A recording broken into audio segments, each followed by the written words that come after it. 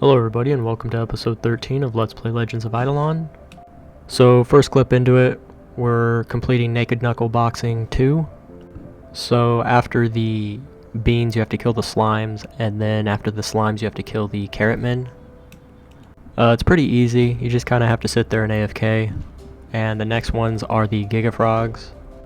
I'm not sure if I've shown that map yet, but it's at the bottom of the woad boards and I believe it requires 4,000 kills.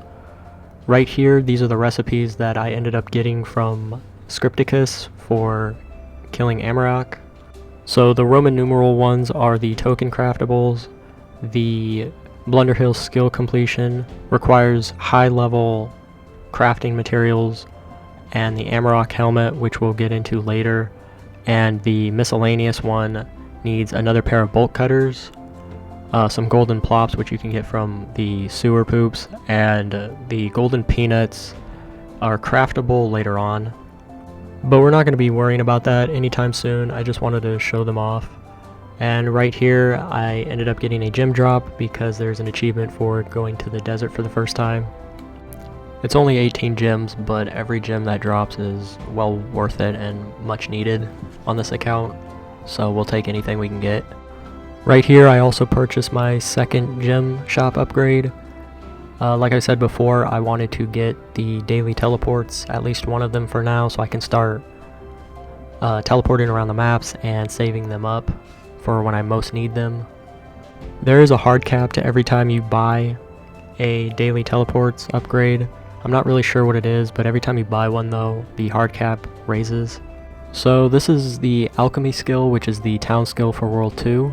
And it is also the shaman's, I guess, main skill if you want to call it that. The first thing I do is assign my characters to cauldrons so they can start earning experience, hence the reason why there's like a red triangle. It means they're not working and they are not gaining experience. So first off I go to the Kazam one, which is the yellow one, because there's a few bubbles I really want in that particular cauldron, and I just end up going for the power one because right now I'm kind of maining an archer and strength is a really good source of accuracy.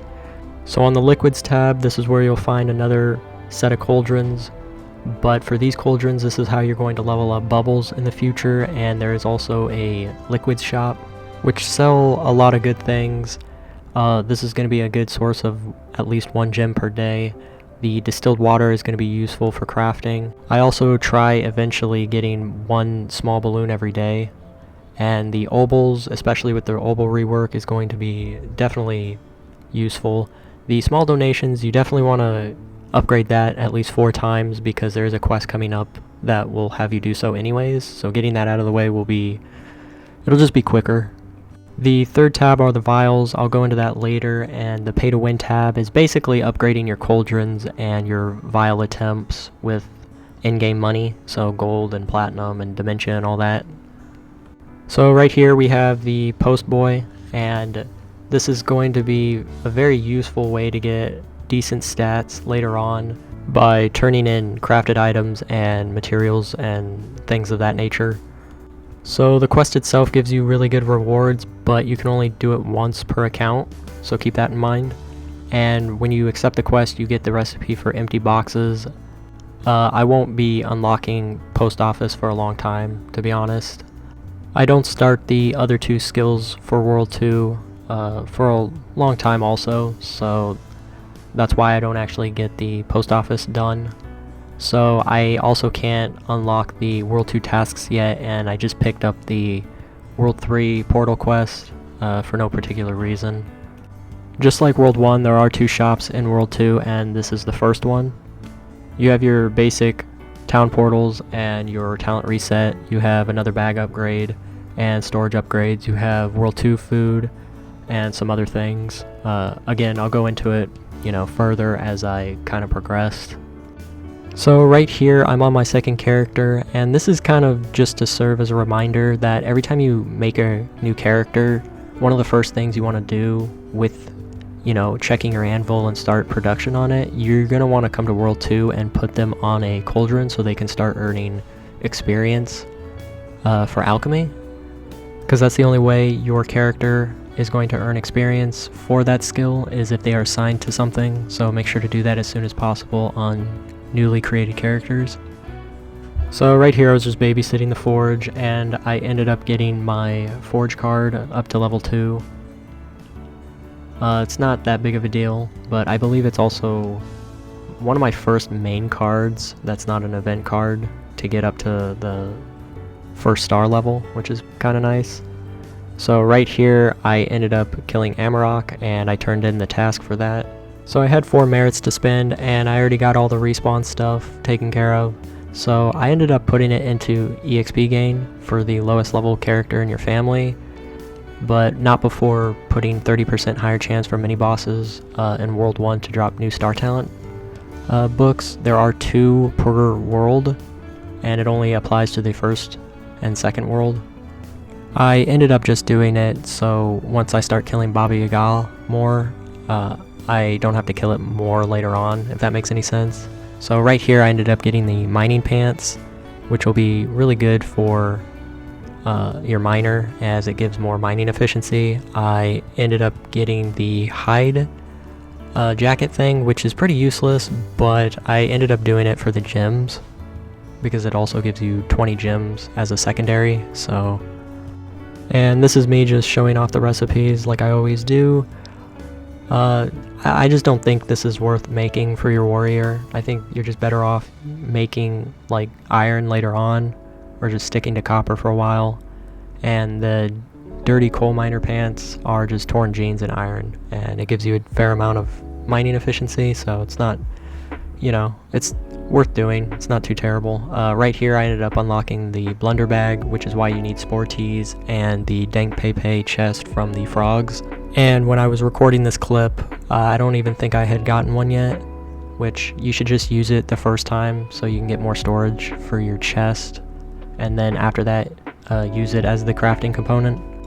So I believe this is the first time I ended up using talent resets to change my warrior or my second character into like full-fledged mining to get more gains.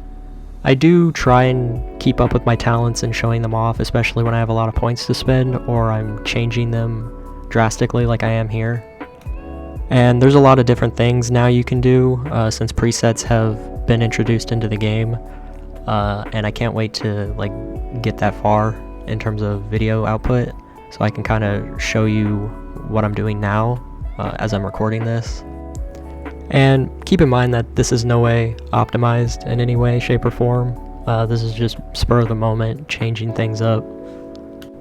I'm not really sure what's like the best talents. I mean, recently there was, I guess, a bug where a lot of the on-hit attack or multiple hit attack talents worked for skilling also. I'm pretty sure that's been fixed, but I didn't know about it. And that would probably have been considered meta, or, you know, most efficient, and since I didn't know about it, I didn't really take advantage of it. I probably wouldn't have taken advantage of it just because, you know, it's a bug, and I don't really like abusing bugs when I know about them, I should say.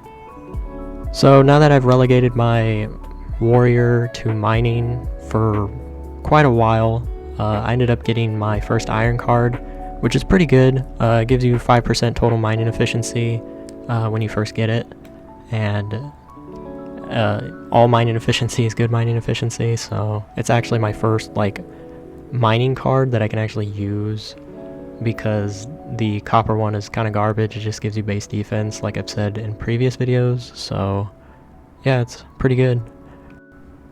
I believe this clip is me showing off the Will of the Eldest, which is the book you get that Scripticus gives you after you kill Amarok. I forgot to show it at the beginning of the video.